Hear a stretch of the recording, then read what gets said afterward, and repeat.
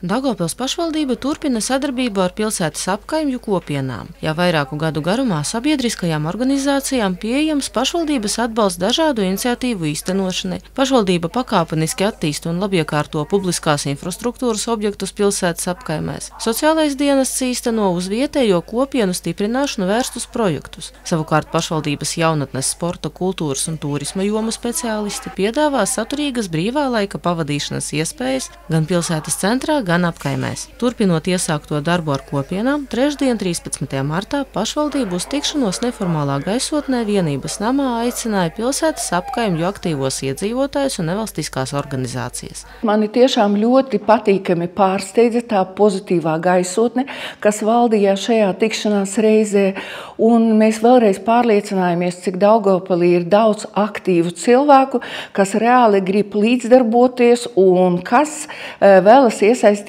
arī darbā ar pašvaldības iedzīvotājiem. Un mēs arī, turpinot šo sadarbību ar apkaimēm, arī esam iecerējuši jau pēc 2 nedēļām lieldienu laikā arī padomāt par to, kādā veidā apkaimes varētu arī palīdzēt mums šos lieldienu pasākumus padarīt skaistākus arī apkaimēs. Un man bija patīkami, kā jau arī mūsu struktūra vienības ir padomājušas, kā sadarboties ar apkaimēm. Tikšanās laikā pašvaldības pārstāvji pastāstīja par vasaras periodā plānotajām sporta un lokālā turisma aktivitātēm Daugavpils apkaimēs.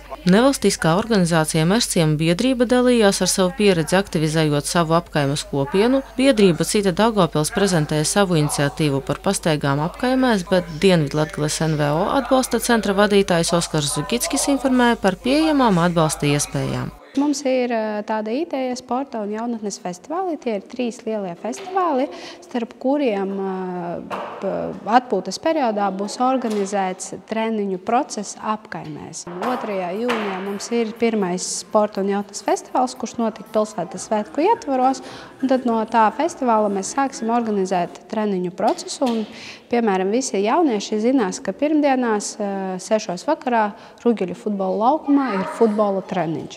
Tad otrdien pilsētas centrā, Esplanades parkā, ir pludmales volejbola treniņš.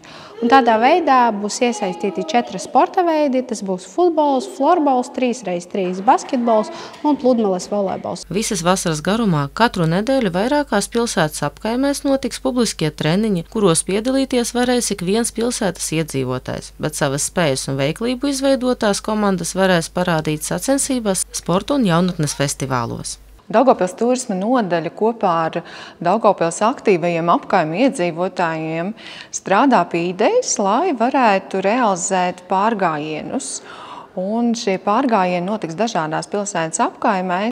Protams, šogad arī ar biedrībām mēs kopīgi vēlamies organizēt velo maršruta dienu un dosimies kopīgā velo braucienā pa Daugavpili. Augustā mums ir ieplānots Daugavpilī organizēt lielo pārgājienu, kas būs pievienots lielo pārgājienu maršrutam Latgalē Ezertaka.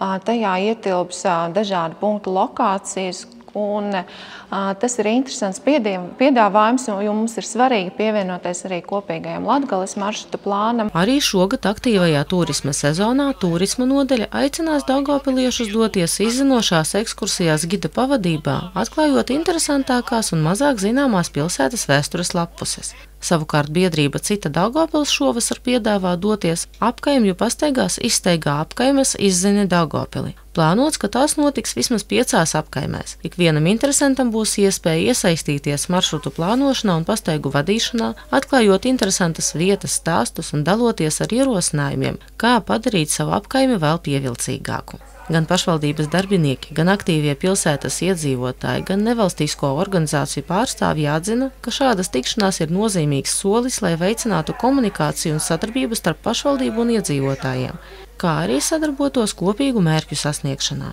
Sižetu sagatavoja Daugavpils valstspilsētas pašvaldības sabiedrisko attiecību nodaļa.